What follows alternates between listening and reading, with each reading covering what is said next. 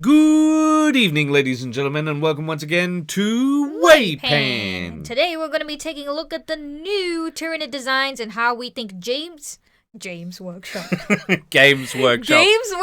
has finally fixed some of the Tyranid design problems, mainly with this Prime model here. Yeah, and we think that they really hit it out of the park with all bar one, which, spoiler, it's this guy right here. Yeah, but it's so strange that they have the best and the worst of their Ravners. Speaking of best and worst. Oh, right. We have an upcoming video which is about Xenos design. The best and worst of Xenos design. And if you're a member, it's out for you now. If not, you got to wait. Just all right, so we talk about the Hive Tyrant and the Tyranid Warriors. And why do we talk about the Hive Tyrant and the Tyranid Warriors? Mainly because of the head. Yeah. And with the Warriors and the Hive Tyrant, they both have leadership roles. And why is it that the Tyranid Warriors communicate a leadership role better than the Hive Tyrant? Well, it's all because of one thing, and that's this dirty big horn. So horns are a symbol of defiance. But before we go on,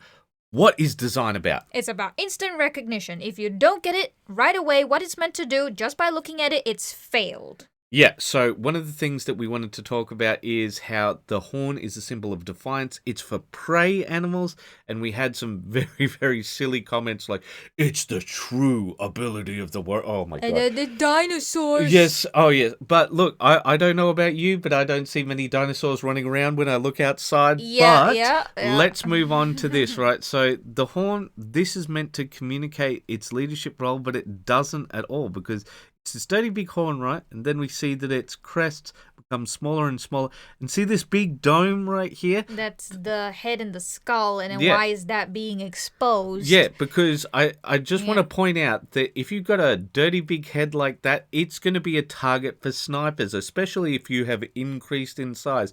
Like the Space Marines are not slow cookies, right? Oh, no. They're going to take a look at that. They're just going to go, how about we just shoot that guy in the head? Yes, which is a critical hit, by the way. Yeah, and like you go look at these guys. Let's shoot that guy in the head. It's going to be a lot harder. Chief, slight problem.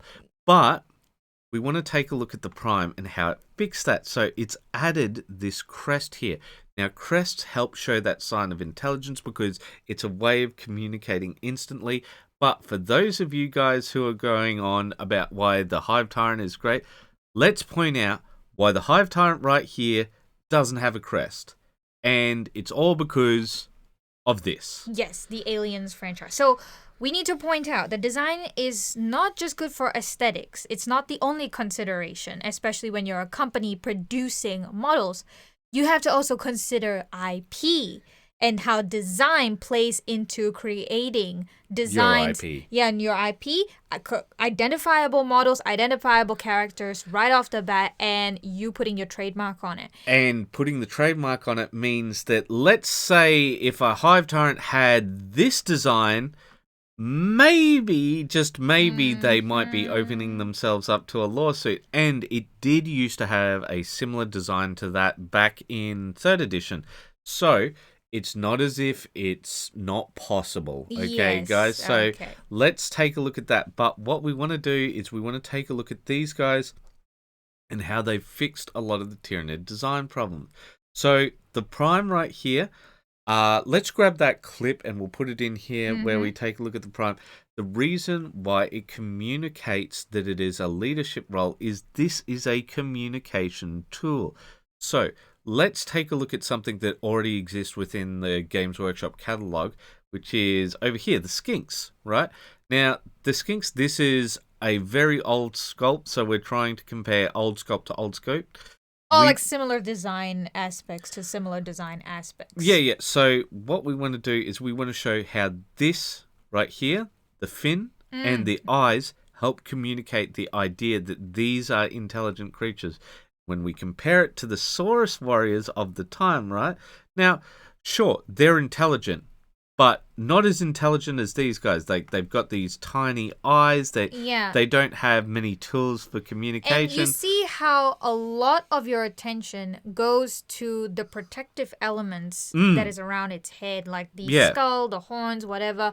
All the ornamentation is where your eye goes to. It doesn't focus on the face, like with the skinks. It's very simple. Your eye immediately catches to the crest and the eyes of the skink. So it makes you focus on the face. And if the face, the head, is the focus, that means that is what the designers want you to focus on. To know that the head is the most important thing. It shows its intelligence through that. It's more streamlined. Whereas here, right, we're looking at their weapons, we're looking at their objects, we're looking at the things that they're carrying. You're not really focusing on the face at all. Yeah, we're focusing on the armor. Yeah, we're focusing on all sorts of other things. And talking about that, let's go back to these guys, right? So here's our base guy. And when we look at the base guy, where is the focus? We've got like 1 million blades.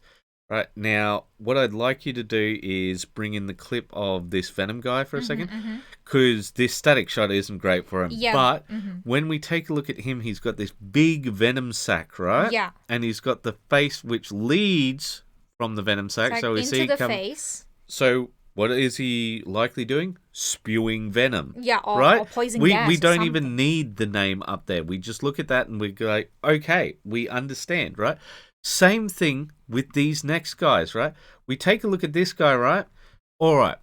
When we compare him to the base warrior over here, so this guy looks lithe, agile, all of that sort of thing.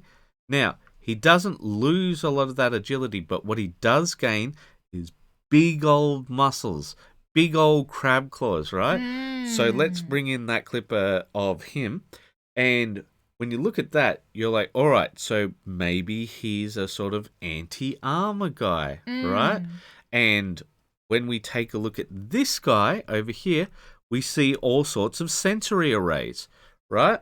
Yeah, the tongue, the little sort of antenna-like things on the head. So right off the bat, without looking at the name, looking at the head, I would think that those little antenna-type horns is a receiver of some sort, like some sort of signal, psychic signals. It's receiving it, sending it out, what it does is it senses tremors and apparently fear.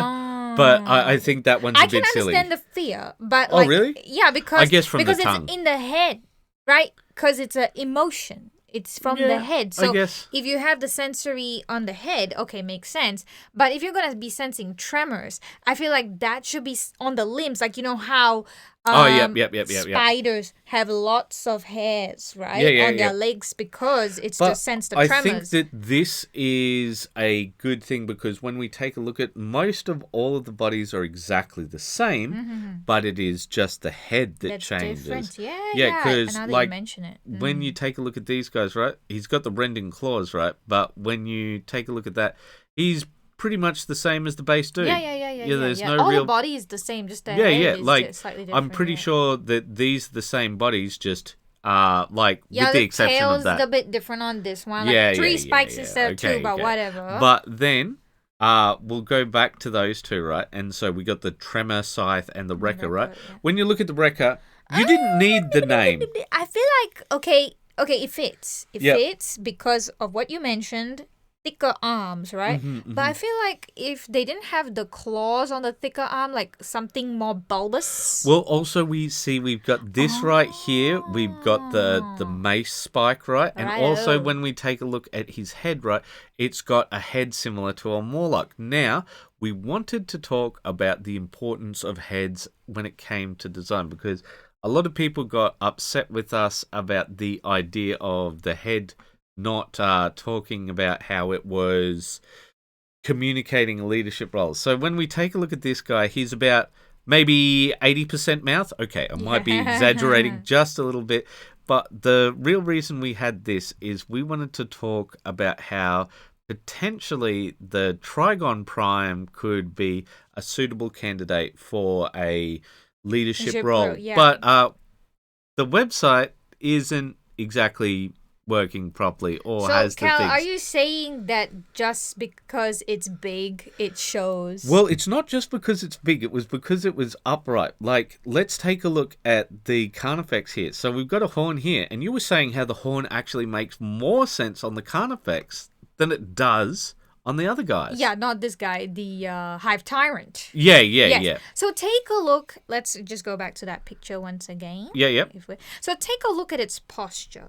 It's crouched over, right? Its head is lower to the ground. Mm-hmm. Its limbs doesn't have any posable thumbs, not Right. like the Hive Tyrant. So it's The most... Hive Tyrant can have posable thumbs. You but see, it's got the fingers. It's holding weapons. Okay, let's just technically, remember that. they're integrated, but I know exactly what you're saying. So it's already got weapons on its limbs, okay? Shooting weapons, slicing weapons, doesn't matter. It's pretty OP type of weapon too, okay? Now let's go back to the previous guy. Yeah, the Carnifex. The Carnifex, right? So he's got a lot of his limbs are just spikes, right? Mm-hmm. So he can't really hold or do anything much with anything, right? And he's crouched over like that. So he's going to be ramming into things. He's going to be ramming. In fact, that is one of his jobs. Like this one right here, he's just meant to be a battering ram. Yeah, so if you had a horn on your head with such a body structure,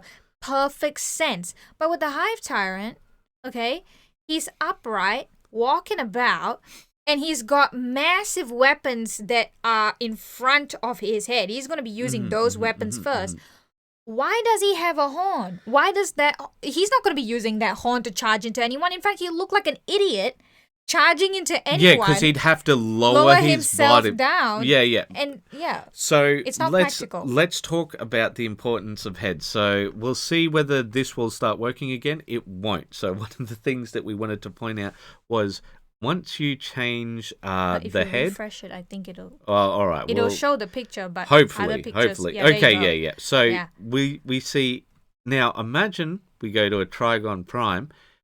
Now its head, if we change it a bit, and I did when I was making my one, how much more does this look like a leader? Yeah, look at Now that this- massive crest. Yeah, now this is one of my older models, so you know it's not the best paint job in the world. It's over pretty 10 years clean. old, so keep that in mind. But when we take a look at it, we can see how the head is a prominent feature, and you can go, "Oh, okay, this is a hive mind, dude." Right? Yeah. You get And the posture's upright. It's Yes. rising above the rest of the army. It can see everything from the top. But it's that posture that mostly tells you that it's rising above the rest, which is pretty obvious leader, right? That's what leaders do. They rise above the rest. Yep, and So- when we take a look over here at this guy, right, even when we take a look at him compared to everyone else, this is not an accident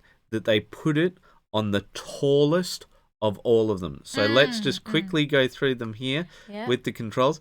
So we see these ones at the lowest frame, and where is the Prime? The At Prime the is... very highest. Yeah, he is the tallest of all of them. Yeah, Now we- even the fell Talon, if you take a look at the highest Talon and matching it up against the highest point of the crest, Yeah. it looks like it's about as tall. But it's when still lower. It's still lower in terms of its head and its posture Yeah. as compared to the Prime. The head is much higher than the fell Talon. And there is a reason why they did that. They wanted to show that this guy is the leader without question. And that's what design is all about. What And- did we say at the very start? It's about instant recognition. And also, we talked about how that crest would function very much like a cockatoo's crest. Yeah.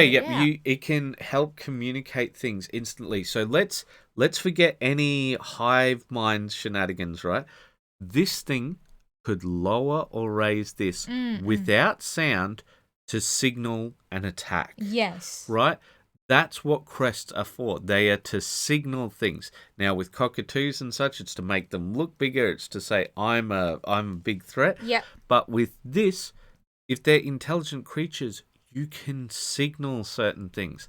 Now, I just want to go on about the head one more time. So, it also has to do with positioning. Yeah, so we look take at the sarcophage. It's massive, but look at where the head is. It's so small compared to and the it's down the bottom. at the bottom, and the mouth is the main feature here. Yeah, Look how yeah, yeah. massive the mouth is compared to the actual head and the crest, that the little armor that it's got at the back. And another thing we want to point out, right, when it comes to just a horn, right, if the horn was the thing that made it an obvious leader, well, there are people who have made their own models. So let's take a look at this Carnifex variant, right? Now, when we take a look at this, does this look like a leader? Or does it look closer to, say, for example, the old Saurus, right? Yeah, it does look a lot more like the old Saurus. It indicates that idea of protection yeah. rather Protection through armor rather than intelligence. leadership. Yeah. Leadership, yeah. So when you take a look at this, it very aggressive, extremely aggressive look. So you would instantly think about, okay, it's probably more aggressive. It's not really thinking about, telling people what to do, where to go. Leadership again. So it doesn't have that same level of communication or leadership when we take a look at this. And I think this has shown that they have pretty much fixed all of the problems. Yeah, there's a lot of thought that gone into it, and you can see that now that we've broken it down. But I just want us to talk about the worst amongst them for a moment. So why do we not like this one as much? So the Talon is supposed to be, I forget. It's a scent marking scent creature. What part of this shows that it is well, scent marking? Okay, I think when it comes to the talons, they've got some holes in them, right? Some extra holes in them. And we've got this sort of thing up here, which is maybe a goo squirter sort of thing. Yeah, and it's connecting little to those, tendons. Right, and we've got this. But this could be sort of a melee version of the Venom Spitter. Like when we take a look at the Venom Spitter, right? This looks to be a ranged one, and why wouldn't this one just be a melee version of that? In fact, the Venom Spitter looks more like a scent marker because of all those holes in its face. You could twist the narrative there and say that, oh, it's actually, a lot of scent. It's taking in the scent, and then it's marking things with whatever. So if we take a look at the Fel Talon, is that what it's called? Fel Talon once again, right?